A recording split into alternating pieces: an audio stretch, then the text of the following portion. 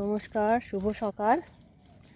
সকাল সকাল এই যে একটা লগা নিয়ে মানে পাত কাটা নিয়ে বেরিয়েছি। একটা কলার কাঁদি আছে এদিকে, দিয়ে ওইটা পারবো।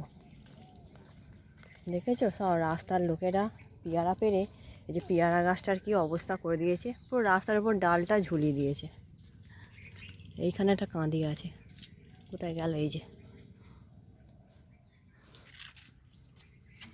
ছোট হলেও কাঁদিটা বেশ ভালোই হয়েছে, একটু কেটে নিই। এই যে কাঁদিটা,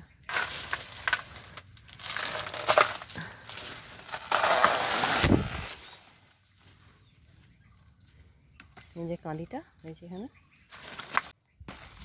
এই যে শেষমেশ কাটতে পেরেছি। এই যে ছোট্ট মতন কাঁদি হয়েছে, তিনটে ছড়া, একটা দুটো আর নিচের দিকে একটা, তিনটে ছড়া হয়েছে। নিয়ে যাই, নিয়ে গিয়ে রাখি।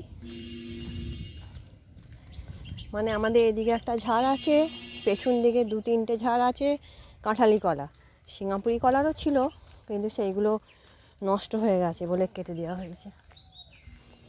আর এই কাঁঠালি মানে 12 মাসই কাঁদি হয়। কেটে নিয়ে যাই। এবার মাছ কিনেছে, মাছগুলো বাছবো, ধোবো মাছগুলো, ধুয়ে তারপর রান্না বান্না করবো। হ্যাঁ দেখুন কত বড় কাঁদি দেখেছেন একটা, আমি নিজেই কাটলুম। নিচে রাখুন, এখন আঠা পড়বে তা। হ্যাঁ একটু দাঁড় করানো থাক, আঠাটা গড়িয়ে যায়। এটা ভালোই মোটা হয়েছে দেখেছেন আগেরটা থেকে। কেউ দেখতে পায়নি বলে তাই পাতার মাঝে ছিল, ঝোপের মধ্যে। যে মাছগুলো ধুতে চলে এসেছি।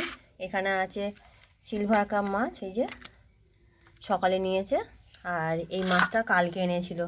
এটা হচ্ছে ইলিশ মাছ, ফ্রিজে রাখা ছিল। এই যে পুরো বরফ হয়ে আছে, বরফটা ছাড়াই এখানে ওখানে ধুয়ে নেব।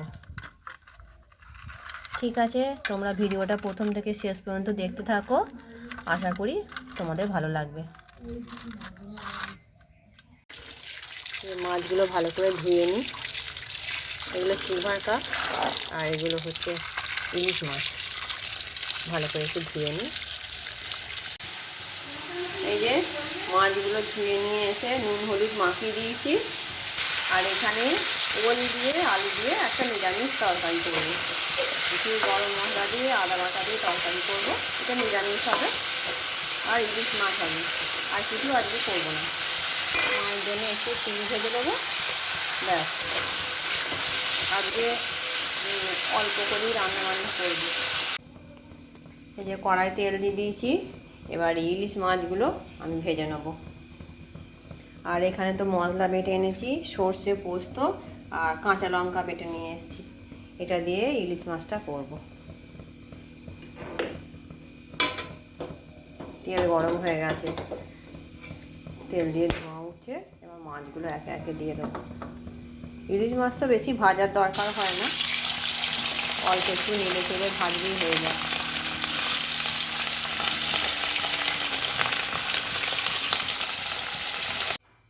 এই যে আমার সব মাছগুলো ভাজা হয়ে গেছে। আর এটা হচ্ছে ইলিশ মাছের তেল। আমাদের ইলিশ মাছের তেল দিয়ে ভাত খেতে সবাই খুব ভালোবাসে।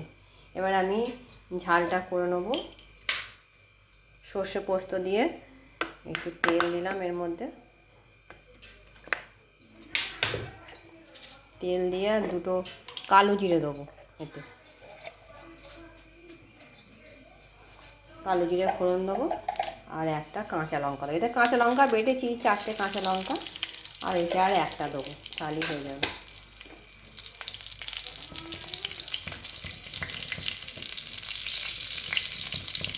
এই যে ফোড়নটা আমার হয়ে গেছে। এই বাটিটা ধুয়ে একটু জল দিয়ে দেবো, আর একটু হলুদ দিয়ে দেবো, পরিমাণ মতো নুন দেবো।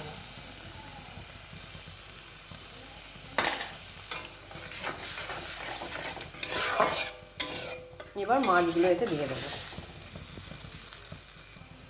মশলায় যে ফুটে গেছে, মাছগুলো দিয়ে দেবো এবার। আমার ফুটে গেছে, একটু জল জলই রাখবো আর একটু কাঁচা তেল দিয়ে নামিয়ে নেবো। ব্যাস, এবার বন্ধ করে দেবো। হয়ে গেল আমার ইলিশ মাছের সর্ষে পোস্ত। এই যে